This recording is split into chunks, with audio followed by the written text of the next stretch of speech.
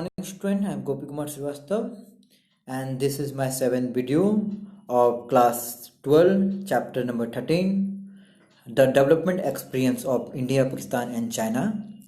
In this video we discuss the topic the common success story of India and Pakistan. India और पाकिस्तान में क्या common success story रहा, किस प्रकार से दोनों आगे बढ़े।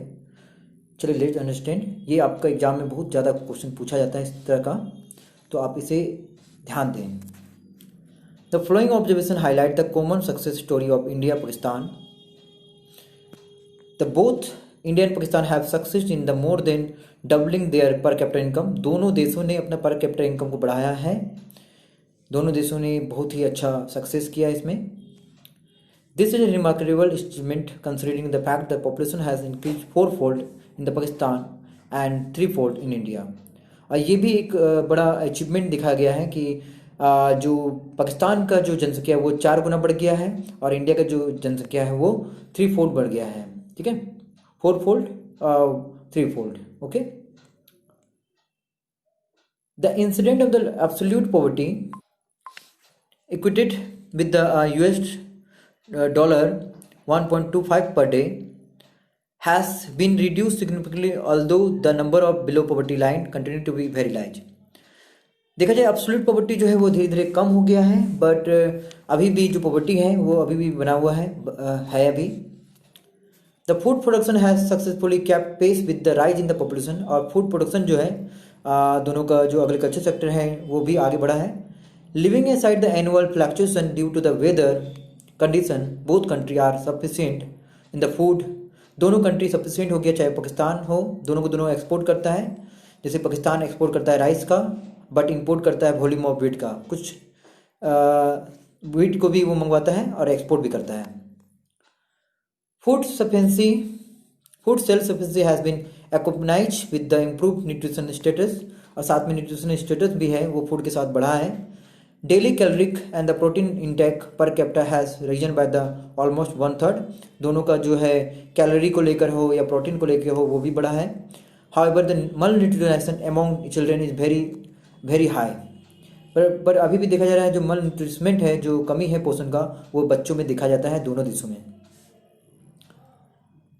As well developed modern sector along with the backward traditional sector has found global recognition in the both country।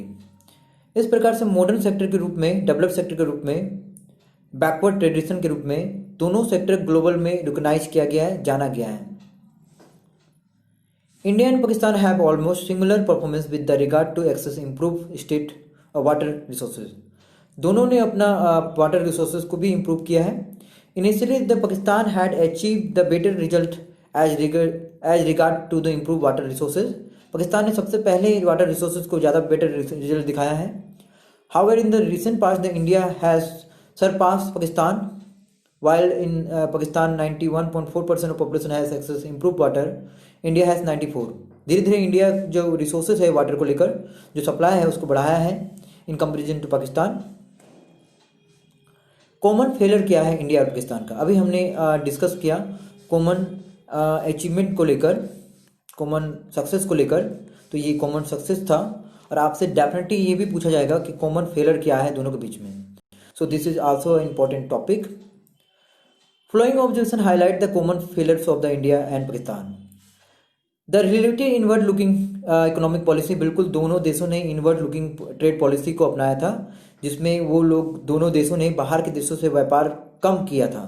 मतलब दोनों देशों ने डोमेस्टिक ट्रेड को ज़्यादा बढ़ावा दिया, फॉरेन ट्रेड को ध्यान नहीं दिया। मतलब दोनों देशों ने ये सोचा था कि अगर बाहर के देश के लोग अगर हमारे देश में इन्वेस्ट करेंगे तो हमारा देश का गुड्स नहीं बिकेगा। मतलब हमारा देश का जो गुड्स होता है उसको हम लोग डोमेस्टिक गुड्स के रूप में कहते हैं।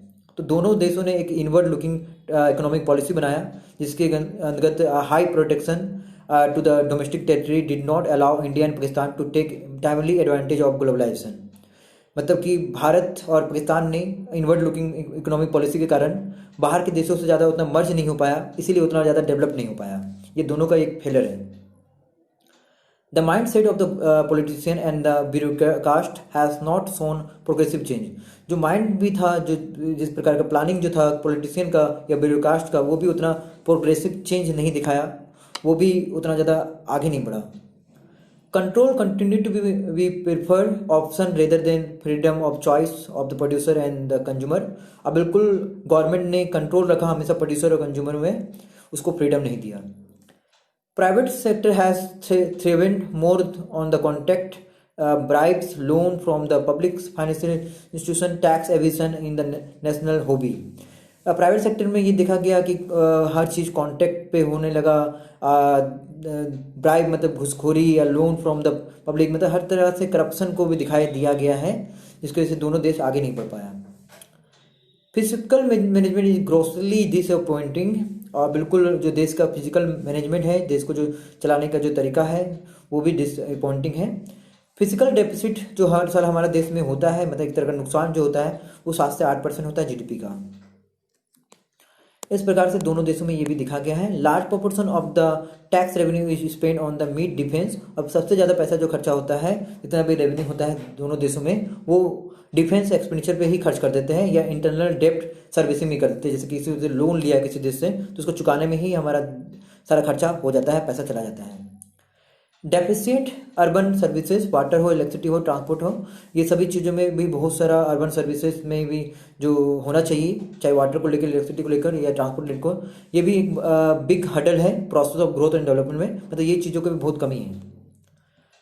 The politician are yet to be provide sincere and the strong leadership focusing on the social welfare. Politician जो है अभी तक स्ट्रॉन्ग लीडरशिप ही बना रहा है सोशल वेलफेयर में, अभी तक उसने बना नहीं पाया।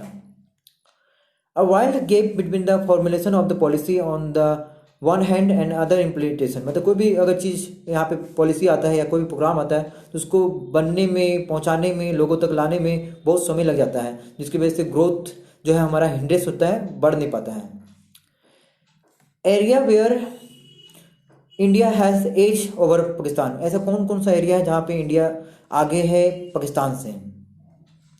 In the area of skill, manpower and the research and development institution, India better placed than Pakistan। Skill man power में और रिसर्च और डेवलपमेंट में इंडिया सबसे आगे है पाकिस्तान से।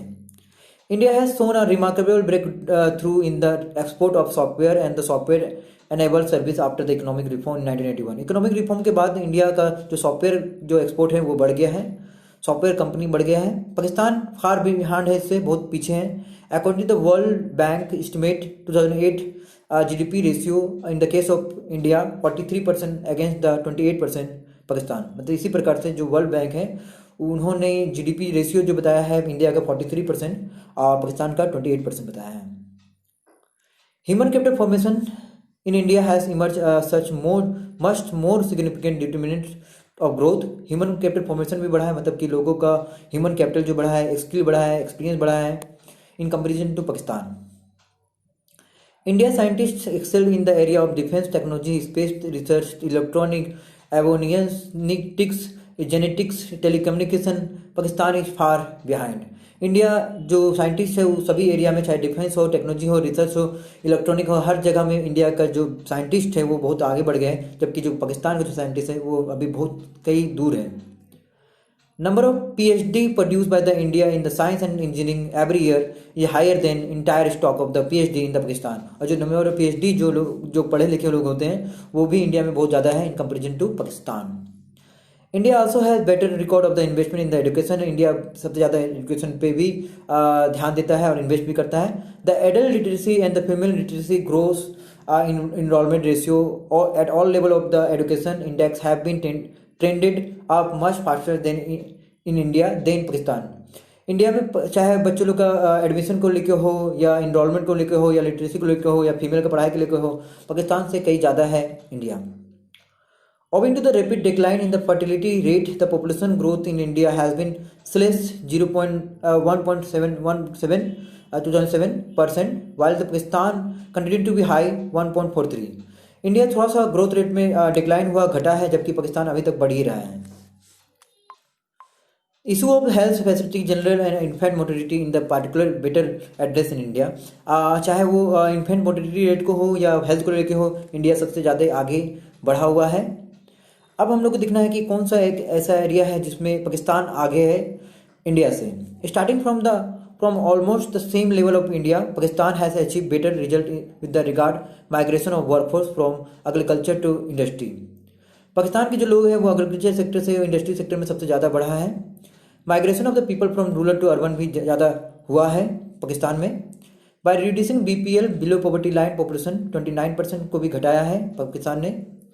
तो इस प्रकार से पाकिस्तान भी बहुत सारे चीज़ों पे आगे बढ़ते हुए दिखा है. इसे आप ज़रूर पढ़ें. So thank you.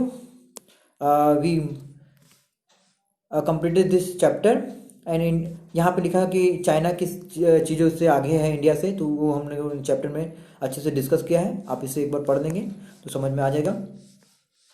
Thank you. This video is completed.